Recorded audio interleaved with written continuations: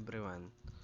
First we need I first we need I create database, and pag nakapag-create na, maglalagay naman ng database name, which is pwedeng kahit ano example, apelyido mo, pangalan mo, kaya ganun. Pero BSIT3F yung nilagay. Yung sa number 1, yung ilalagay doon, select P-name, P-size, piece from product order by P-size. Yung sa number 1 naman sir,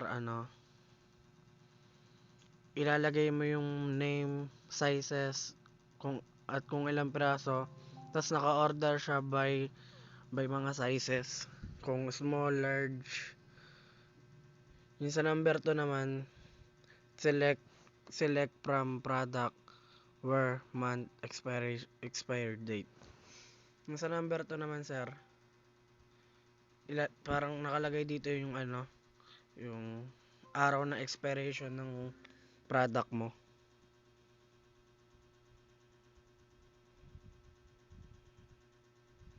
Yun lang.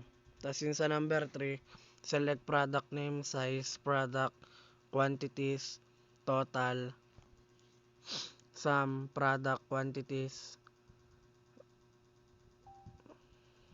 asterisk total, as overall,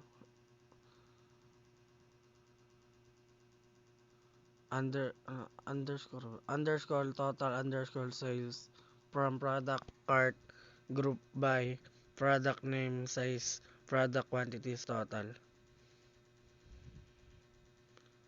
Yung sa number 3 naman sir, ilalagay mo yung mga name, sizes, quantities, yung quantities of total, tas add mo yung product ng quantities total, at add mo yung kabuuan ng sales dun sa sa product cart, yun sa mga na tas yun sa number 4 naman, select product name, size, product quantity, sum total as overall total sales from product cart group by product name.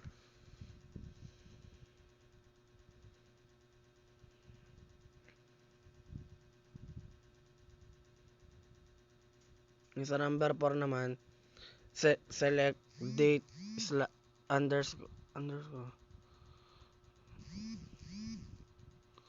uploaded ID, product name, product size, product QTY, total amount from sales group by date uploaded, student ID from product name, product size, product and total amount. Yun sa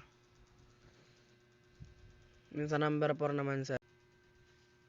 Yung number 4 naman sir, select data upload group concat product name as product names, group concat product size as product size, group concat product QTY as product quantities, and some total amount as total amount from sales group by date uploaded.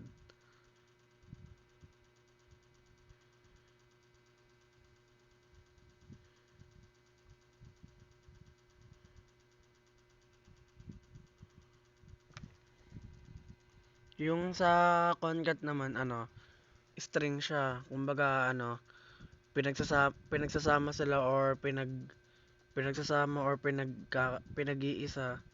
Kumbaga, string multiple character siya. Yun lang. Tas yung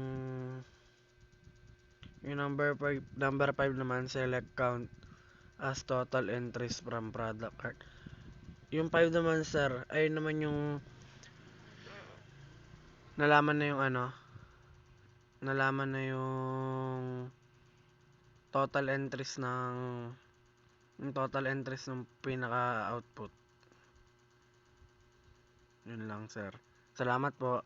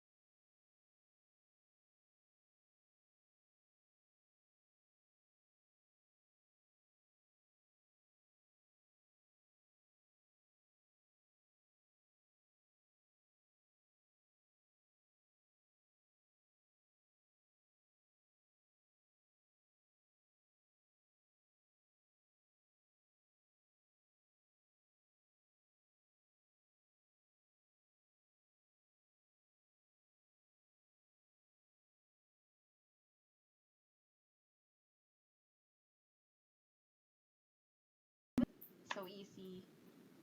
Alright, ulit. Select. Count. Okay, may asterisk.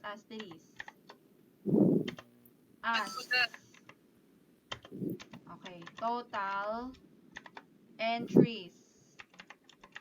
Ayan. From product cart. Okay. Yan na. Parang, Go. Yan. Ito na yung number 5. okay na, goods na yan. Okay na. Save mo na. Ayan. Magbibideo pa tayo